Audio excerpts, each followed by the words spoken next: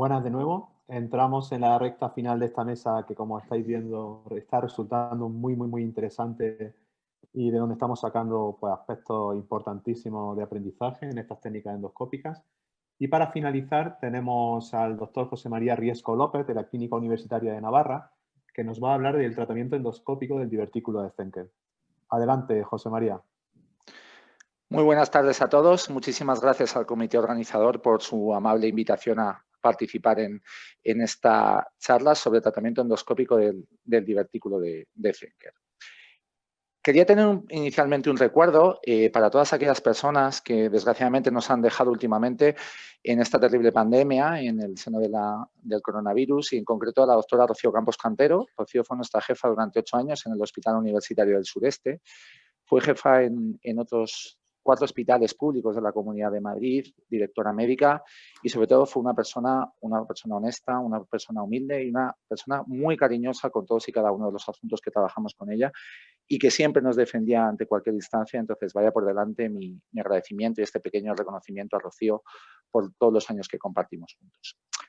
Y yendo ya un poquito a cosas un poco más terrenales, me vais a permitir que os cuente una pequeña historia de abuelo Cebolleta en relación con el divertículo de Zenker. Mirad, hace justo 25 años yo empezaba a estudiar la carrera de medicina y mi padre, que es catedrático de anatomía en la Universidad de Salamanca, me dijo al empezar, hay 3 asignaturas que son fundamentales durante los 3 primeros años de carrera. La primera es la anatomía humana. Yo le contesté, pues claro, papá, ¿qué me vas a contar tú si tú eres anatomista, ¿no? Estás barriendo claramente para casa. La segunda es la fisiología y la tercera es la patología general, en la que yo estaba claramente de acuerdo con la patología general por aquello de que uno cuando empieza la carrera lo que quiere es diagnosticar y tratar cuanto antes, ¿no? Y al hilo de esto, pues bueno, vamos a ver si eso no es fundamental, la anatomía y la fisiología en el divertículo de Zenker. La primera descripción que tenemos de esta entidad anatómica cursa del año 1769 por un cirujano británico, Ludlow, y no pasa un siglo hasta que ya von Zenker y von Jensen hacen una descripción más a fondo de lo que es lo que hoy conocemos como divertículo de Zenker. Y además ellos introdujeron el concepto de divertículos por tracción y los divertículos por pulsión. El divertículo de Zenker es un divertículo por pulsión, ya que su pared no contiene capa muscular.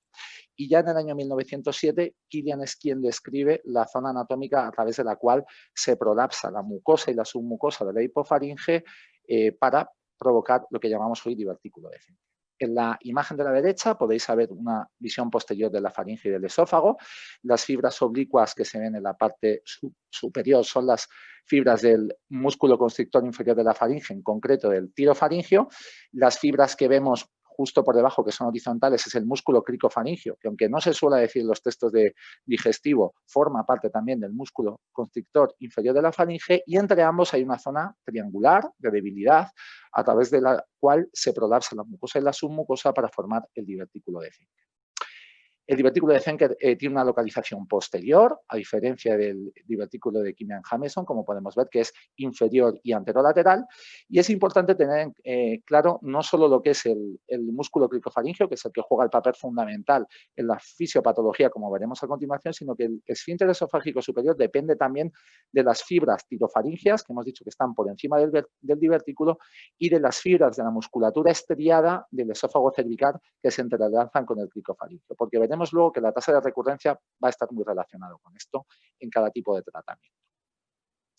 Ha pasado más de un siglo y, bueno, se cree o se opina o se piensa que la fisiopatología está relacionada con una disfunción cricofaringea. Si volvemos, como hablábamos antes, a la carrera segundo de carrera, si recordáis, las fases de la deglución eran 3. La fase oral, que es totalmente voluntaria, en la que tenemos la comida en la boca. La fase faringea, en la que toma las riendas de la deglución el sistema nervioso vegetativo y se produce un cierre de la vía aérea para que no pase comida a la vía respiratoria, y al mismo tiempo se activan los músculos constrictores de la faringe, superior, medio e inferior, empujan el bolo caudalmente hacia el esófago y al mismo tiempo se debe relajar el esfínter esofágico superior.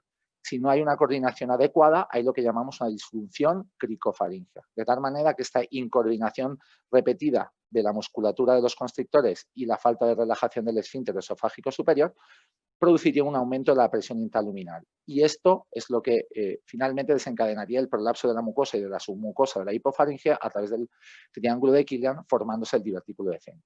Además, cuando el divertículo ya está formado, a medida que va creciendo, va a comprimir la luz esofágica de tal manera que aumenta más la presión intraluminal y continúa la retroalimentación de este mecanismo fisiopatológico.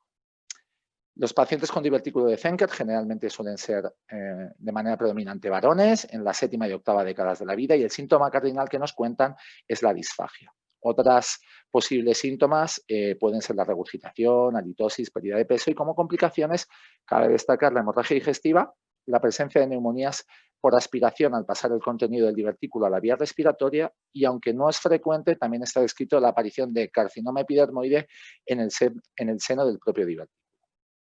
El diagnóstico, pues el gold estándar ha sido considerado siempre el estudio radiológico varitado, quien nos permite detectar de alguna manera marcar el tamaño y la morfología del divertículo y ver si hay paso de contenido alimentario a la vía aérea. Y nos permite hacer el diagnóstico con otro tipo de divertículos que hemos comentado previamente.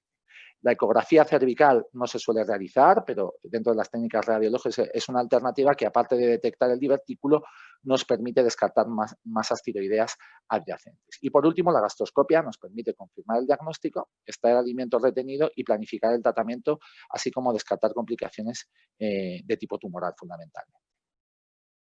Este es un paciente de la clínica en el que veis que en una proyección PA está iniciando la deglución y veis cómo se retiene en la zona cervical baja contenido en la bolsa que es el divertículo de Zenker. Esta es la proyección que vais a ver ahora, es la proyección oblicua, que se ve generalmente mejor, y aquí se aprecia también cómo comprime un poco y desplaza la trayectoria hacia adelante del esófago. ¿Qué posibles tratamientos tenemos para el divertículo de Zenker? Pues tenemos 3 escenarios. El clásico, que era la cirugía abierta, la endoscopia rígida, que suele ser llevada a cabo por los otorrinolaringólogos, y la endoscopia flexible, que es en la que tomamos partido los endoscopistas digestivos. Y cuando uno se revisa la literatura, la sorpresa que se da es que, uno, no existen estudios randomizados publicados que comparen las técnicas entre sí. La mayoría de los estudios que hay publicados, salvo algunos en endoscopia flexible, la mayoría son retrospectivos y hay muy pocos estudios comparativos entre las diferentes técnicas. Por tanto, cuando lees las revisiones, la mayoría de las veces acabas llegando a la conclusión de que no hay unas indicaciones claramente establecidas, sino que el tratamiento o la técnica elegida va a depender de la experiencia que hay en cada centro en este sentido, de la situación basal que tiene el paciente, de las características anatómicas de la boca y de la zona cervical y del tamaño del divertículo. Esta es una revisión que hizo Derletovich en el año 2012 y yo creo que nos sirve para darnos una imagen general que luego iremos pormenorizando al analizar cada una de las técnicas. Si os fijáis, el éxito clínico de las 3 técnicas, de la cirugía abierta, de la endoscopia rígida y de la endoscopia flexible, inicialmente es de un 95-96%, aún entre 1 y 3 meses vista del tratamiento. Y cuando hablamos de la morbilidad grave, sobre todo hablando de lo que son perforaciones seguidas de mediastinitis, es ahí donde la cirugía abierta tiene una mayor tasa, en torno a un 11%. Sin embargo, la endoscopia rígida un 3% y la endoscopia flexible un 1,5%. En tasas de perforación sin mediastinitis o de fuga, pues vemos que son en todos los casos bajas, incluso la endoscopia rígida en esta revisión era de un 0%, y el otro dato diferencial es la tasa de recurrencia sintomática a largo plazo. Y ahí vemos que la cirugía abierta asume más riesgos, pero tiene menor tasa de recurrencia, los estudios publicados hasta 2012, un 3,5%, y la endoscopia flexible duplicamos o triplicamos esa tasa de recurrencia. En cuanto a la cirugía abierta, generalmente se hace un abordaje cervical izquierdo. Se hace una incisión anterior al esternocleidomastoideo y se hace en el seno de una anestesia general con intubación orotraquea. Y la cirugía abierta parte siempre de la misma premisa. Lo que va a curar los síntomas o lo fundamental es hacer una miotomía. La ventaja que tienen los cirujanos en la cirugía abierta es que pueden hacer una miotomía extensa, a diferencia de la endoscopia rígida y de la endoscopia flexible. La miotomía que suelen hacer ellos es de 4 o 5 centímetros y no se limita al cricofaringeo, sino que, como veis en el dibujito, están haciendo una miotomía también craneal del tirofaringeo. Y una vez que se ha hecho la miotomía, se puede acompañar de otras técnicas durante el acto quirúrgico. Generalmente, si los divertículos son pequeños, menores de 2 centímetros, se invagina el divertículo o se deja como está. Entre 2 y 5 centímetros suelen hacer una diverticulopexia y si es mayor de 5 centímetros suele acompañarse de una diverticulectomía. Probablemente a nivel mundial la cirugía abierta hoy es la terapéutica menos utilizada. En cuanto a la endoscopia rígida, esta es un poco la evolución histórica, lo mismo, la base es la miotomía y en este caso lo que se utiliza es un diverticuloscopio rígido, un diverticuloscopio metálico en el seno de una anestesia general también. El primer caso descrito en la literatura fue en 1917, en el que desgraciadamente el paciente falleció por una mediastinitis y no es hasta el año 1960 cuando Dolman publica una serie de 3 décadas en la que se ven unos resultados muy favorables utilizando un endoscopio rígido y electrocauterio. Y el elemento innovador definitivo es en el año 93, cuando los otorrinos empiezan a utilizar las endoguías, aquellas grapadoras que sirven no solo para seccionar, sino para grapar al mismo tiempo. A día de hoy es la técnica más utilizada. Veis en las imágenes de abajo cómo queda expuesto el divertículo con el tabique en medio tras la introducción del diverticuloscopio metálico, cómo se introduce en la imagen del medio la grapadora para hacer la sección y el grapado del tabique y en la imagen de la derecha cómo quedaría tras el tratamiento. En cuanto a los sistemas que utilizan los otorrinos, pues utilizan el electrocauterio, el láser CO2, el bisturí, pero sobre todo la grapadora, como estábamos indicando. Además, los estudios que he publicado indican que es un tratamiento más seguro y con una menor estancia hospitalaria que el CO2, sobre todo. ¿Qué limitaciones tiene esta técnica? Pues la limitación fundamental es la introducción del diverticuloscopio. No en vano, entre un 15 y un 68%, según los estudios, de endoscopias rígidas acaban en una cirugía abierta al no poder introducir adecuadamente el diverticuloscopio y exponer el tabique. ¿Esto de qué depende? Pues son las mismas dificultades que tiene un anestesista cuando va a intubar. Es decir, cuando hay un paciente con un cuello corto, un paciente con obesidad, cuando hay una apertura oral o una movilidad cervical limitadas o un divertículo pequeño, es complicado el que puedan introducir el diverticuloscopio.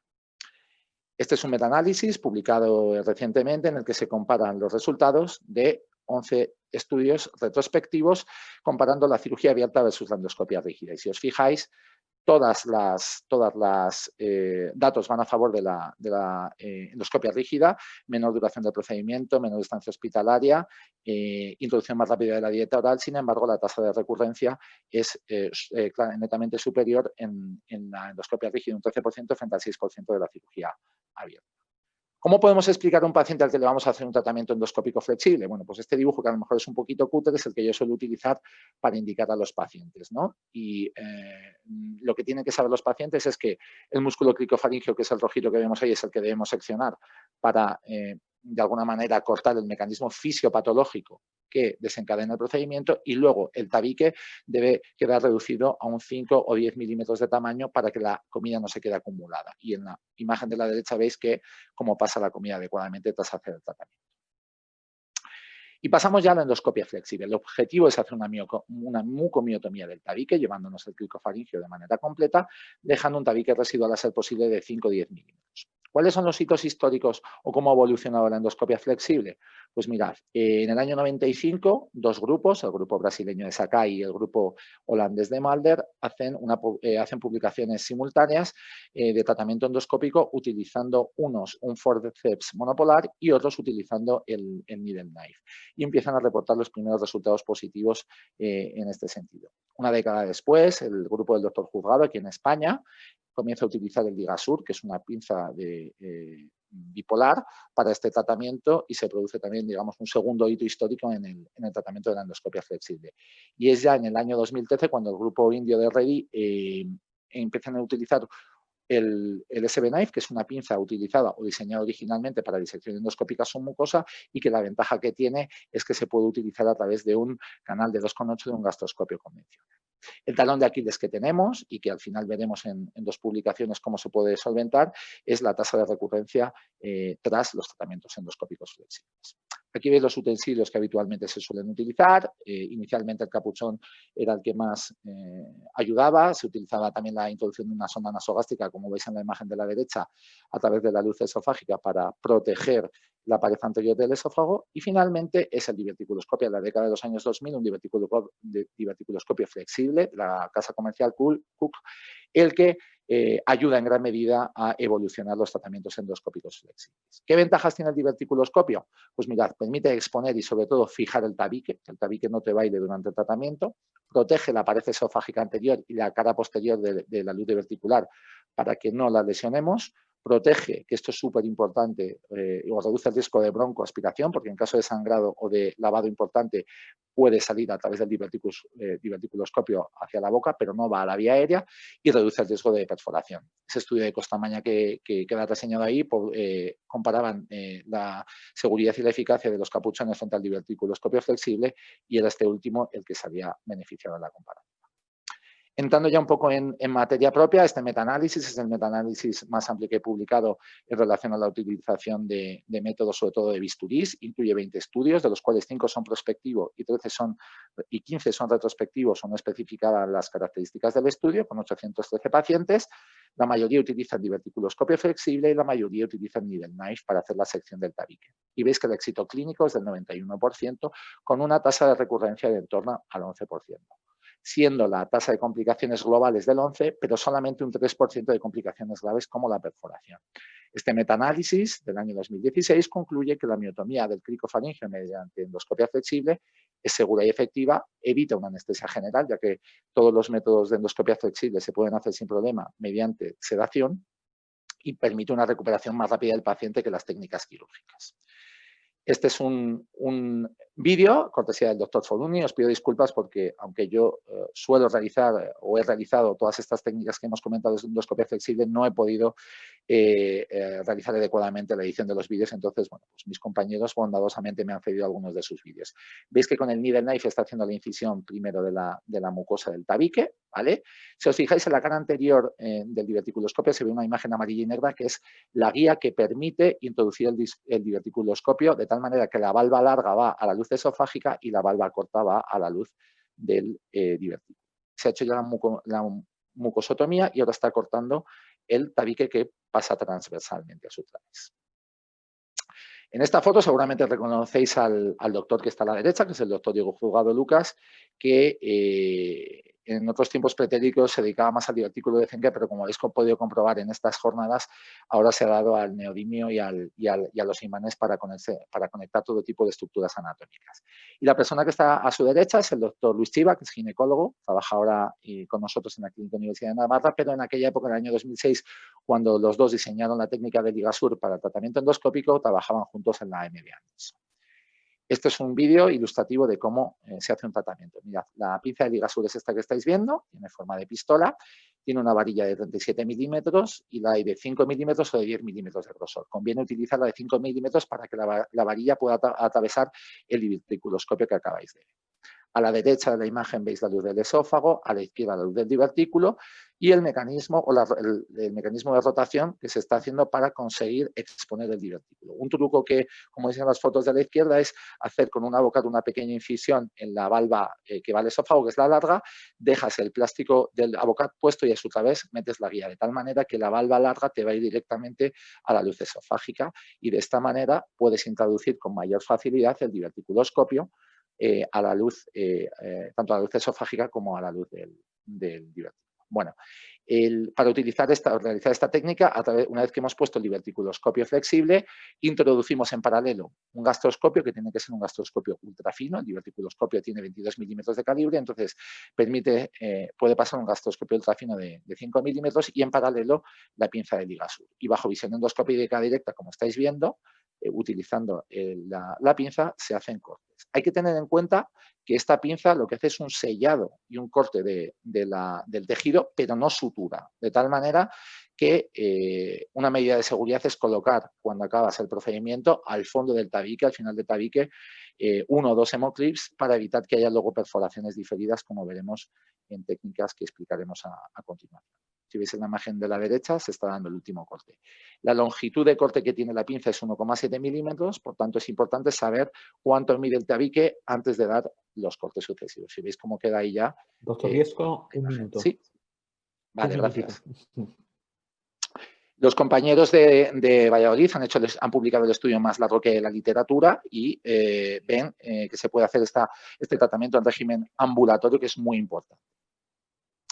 La SB Knife es el tercer hito en la historia, que es una pinza que se mete a través del del gastroscopio convencional, es rotatoria y tenemos 3 medidas. La más utilizada es la SB Knife estándar, que tiene 7 milímetros y es una tijera monopolar. La ventaja que tiene es que puedes traccionar del tejido y reducir la tasa de complicaciones. Este es el estudio más prospectivo, más amplio que hay en la literatura, donde vemos que la tasa de éxito clínico es del 90% y una recurrencia del 9%. Todos los pacientes que recurrieron se les retrató y respondieron el 4 de 5 en la segunda sesión y el tercero en la tercera sesión. Este es el estudio multicéntrico que llevamos al Congreso de la DDV en 2018, que en aras del tiempo no voy a entrar, y este es el vídeo en el cual se puede objetivar cómo se hace el tratamiento. Voy a ver si lo puedo avanzar para que lo veáis. Mirad, ya ahí tenemos el tabique, estamos utilizando la pinza y la pinza está cortando inicialmente la mucosa y a continuación, vamos a avanzar un poquito más el vídeo si me lo permite, veis, una vez que hemos cortado la mucosa, abordamos el músculo criciofaringeo, que son esas fibras transversales que estáis viendo y ahí es como queda finalmente, ¿vale? En resumen, los tratamientos del divertículo de Zenker. ¿Qué tenemos que saber? Que la cirugía abierta tiene la duración del procedimiento y la estancia hospitalaria es netamente superior a la endoscopia rígida y a la flexible, que la endoscopia flexible tiene una tasa de complicaciones de las más bajas y que nuestro talón de Aquiles sería la tasa de recurrencia. ¿Cómo podemos evitar, estoy acabando ya, me quedan 30 segundos, cómo podemos evitar esa tasa de recurrencia elevada que tenemos frente a otras técnicas? Pues de 2 maneras. Uno, en vez de hacer una incisión lineal longitudinal, hacer 2 incisiones como se ve en la imagen, de tal manera que lo que hacemos es una miectomía, es decir, hacer un corte volumétrico del tabique. Con eso conseguimos bajar en este estudio al 0% la tasa de recurrencia a 11 meses. Y por último, utilizar la técnica de POEM enfocada al divertículo, como se ha hecho para la acalasia.